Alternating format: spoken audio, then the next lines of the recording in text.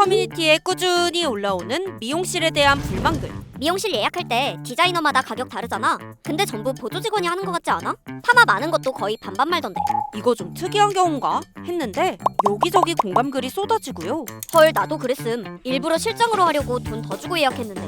진짜 가는 곳마다 머리 반반 상태가 달라. 심지어 예약한 디자이너는 상담이랑 마무리만 해주고 실제 시술은 다른 사람이 해줬다는 글도 있었습니다. 주변에 비슷한 사례가 있었는데요. 미리 원장님한테 커트 예약을 하고 갔는데 상담과 초반 작업만 원장님이 해주시고 나머지는 보조 직원분이 해주시는 거예요. 원장님께 예약한 건데 이게 맞나? 라는 생각이 좀 들었어요. 직접 말하기는 애매하고 그냥 넘어가기에는 뭔가 찝찝한 상황. 이렇게 시술해도 아무 문제 없는 건지, 이럴 때 소비자는 어떻게 해야 하는지 크랩이 짚어봤습니다. 먼저 이거 법적으로 문제가 될 수도 있나요? 네, 이것은 민법상 계약의 위반이라고 판단이 됩니다. 미용실에서 머리 서비스를 받는 거는 민법 제664조의 도급 계약에 해당한다고 보시면 될 것 같아요. 도급 계약. 상대방이 일을 완성할 걸 약속하고 그 결과에 대해서 보수를 지급하는 것을 뜻하는데요. 요즘 미용실 보면 손님이 원하는 머리를 원하는 사람에게 예약하잖아요. 이때 소비자들은 미용사의 숙련도, 직급에 따라서 차등화된 요금을 지급하게 되는데요. 누가 시술을 하는지도 계약에 포함되기 때문에 시술자가 달라지면 계약에 어긋났다고 볼 수 있다고 합니다.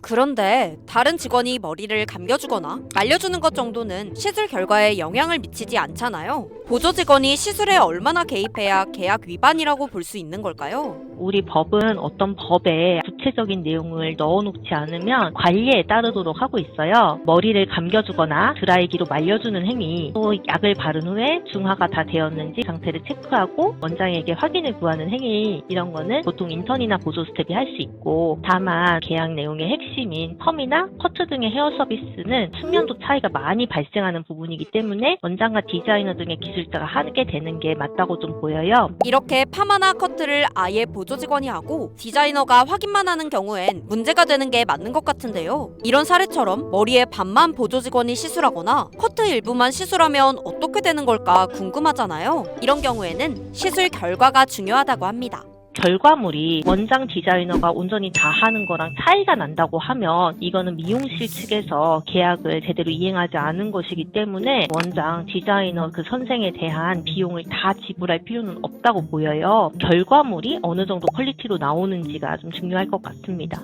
보조 직원의 개입으로 양쪽의 파마가 다르게 나오거나 커트가 원하던 스타일과 다를 경우 미용실과 직접 합의해 금액 일부나 전부를 환급받는 게 가장 좋지만요. 합의가 어려운 경우엔 증거 자료를 모아 한국소비자원에 피해 구제, 분쟁 조정을 요청해야 한다고 합니다. 실제로 소비자 A씨가 온라인 예약 후 미용실에 방문했는데 예약했던 디자이너가 아닌 다른 디자이너가 배정된 사례가 있었는데요. 디자이너도 스타일링도 예약 내용과 달라서 피해 구제를 통해 시술 비용 7만 원 전액을 환급받은 사례가 있었습니다. 이미 시술을 마친 이후에는 어느 부분은 스텝이 한 건지 밝히기가 좀 어렵잖아요. 머리를 하는 도중에 거울 사진을 찍으면 내 머리를 누가 하고 있는지도 볼 수는 있잖아요. 그런 식으로 사진 자료를 확보를 해놓는다거나 어디부터는 스텝이 한 건지 스스로 말을 하는 부분들을 확보를 하는 방법이 좀 좋을 것 같고, 이외에도 모발 손상이 있거나 커트가 과하게 된 경우에도 원상회복이나 손해배상을 받은 사례를 찾아볼 수 있었습니다.